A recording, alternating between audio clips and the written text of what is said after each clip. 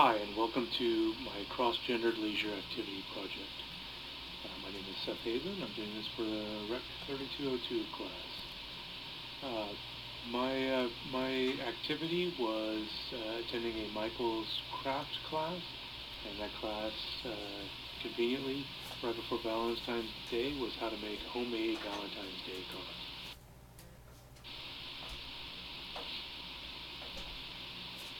In this presentation, I will cover the history and current issues, the historical perspective, the current perspective and theories, also how it relates to the class materials, including the traditional application for the opposite gender, relation of project to class materials, and why I haven't participated in this activity before.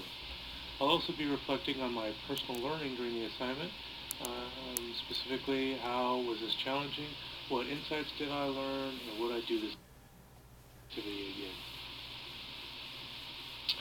Just some background on the Valentine's Day card. The first known card was produced in 1415. That was actually produced by the Duke of New Orleans. His first name was Charles. But really they weren't popular until the invention of the penny press made mailing Valentine's Day card a cheap option in the early 1800s. Esther Howland, a young woman from Massachusetts, was actually the first regular mass producer of handmade Valentine's Day cards, and this was in 1849. A survey by current card manufacturer American Greetings show that to this day, 85% of all cards are that are either made or bought or by women. This kind of relates to the fact that I was the only male at the Michael's Craft class for making homemade Valentine's Day cards.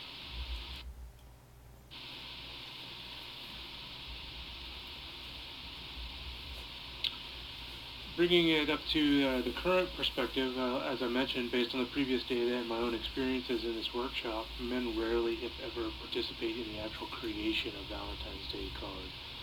Based on that previous data, 15% of men do purchase Valentine's Day cards for other people. Interestingly enough, part of that same survey shows that actually women tend to buy them for men to hand out.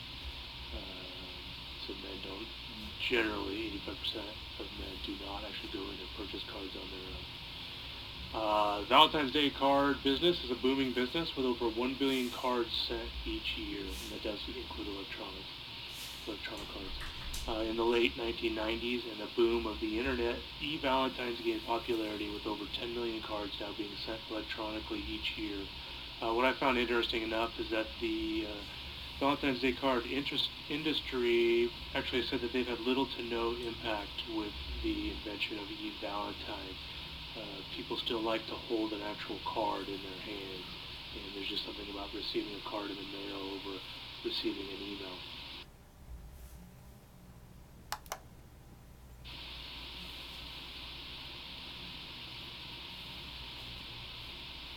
Some of the theories on why this is typically oriented to women. While St. Valentine is credited with the first Valentine ever produced, a woman, as I mentioned, Esther Howland, was the first to ever begin mass producing cards. Esther is commonly referred to as the mother of the Valentine, which I think plays into the whole male-female persona of Valentine's Day being related to a female-oriented holiday. Esther's cards contained real lace, ribbons, and pictures, not typically male-oriented items. And craft work in general has long been thought of as women's work, and men were generally not encouraged to show their feelings.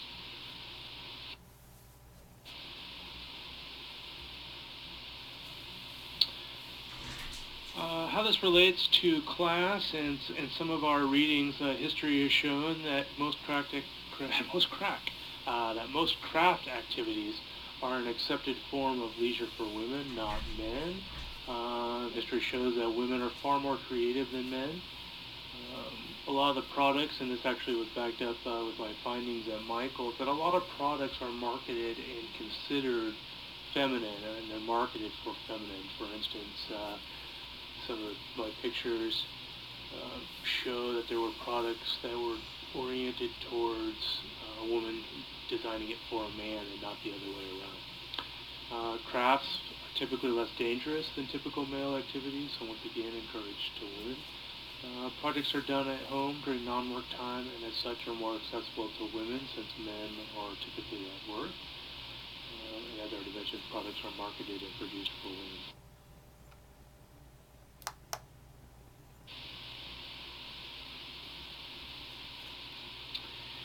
Continued relationship to class materials. From our readings in Gains and Gaps on pages 43 and 44, leisure time for women was a valuable time for them to combine both work and leisure into what they termed as recreation, or what we termed as recreation. Craft activities and things like sewing, quilting, scrapbooking, etc. gave women a chance to socialize and get out of the house, so it was important for them.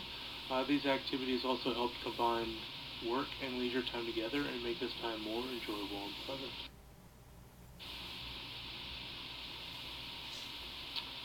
Why haven't I participated in this activity in the past? While I personally didn't mind actually participating in the activity, this is just not simply an interest of mine. A large part of that is I grew up in a largely male household with two male siblings, and interests were typically male activities like camping, hunting, fishing, riding motorbikes, outdoor activities.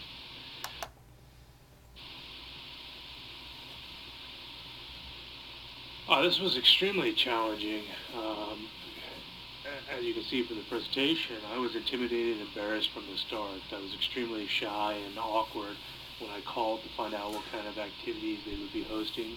On the weekends, I initially wanted to do scrapbooking because I had a little more interest in that, but just on the time frame and what they were focusing on, I ended up taking this how to make Valentine's Day card class.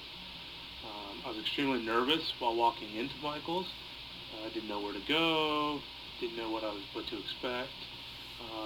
All the participants were children and women, and not all of them were women with children, but they were all female, which in turn caused me to be a little quiet and shy. Didn't really want to ask questions. I just kind of followed the teacher as she walked us through some simple designs. I was really confused while wandering around the store, trying to come up with ideas on how to make my own cards. I wanted to make something for my wife. I literally spent almost an hour and a half just wandering around the store trying to come up with an idea, and then in turn find products that I could use to create that idea.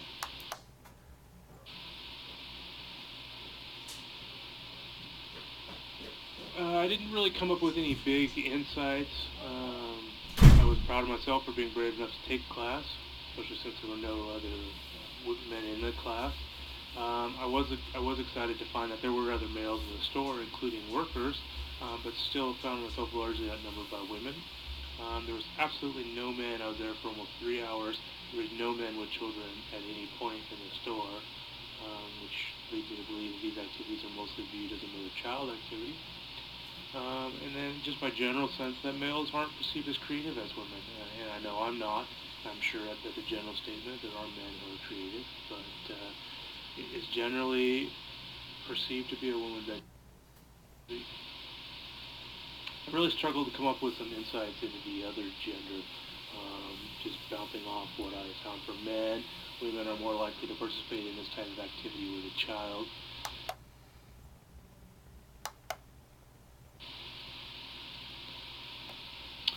Would I do this again? I probably wouldn't take a class at Michael's unless I knew there were other men, but I would certainly do something like this over the internet or over the TV. I felt the atmosphere was really challenging, if not even a tad hostile. I kept feeling like people were looking at me, and I felt really self-conscious at times.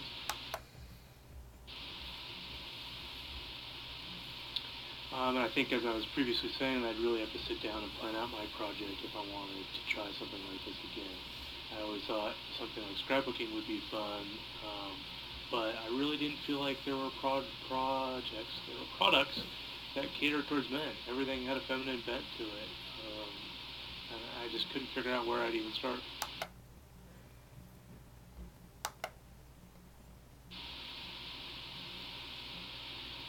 Thank you for taking the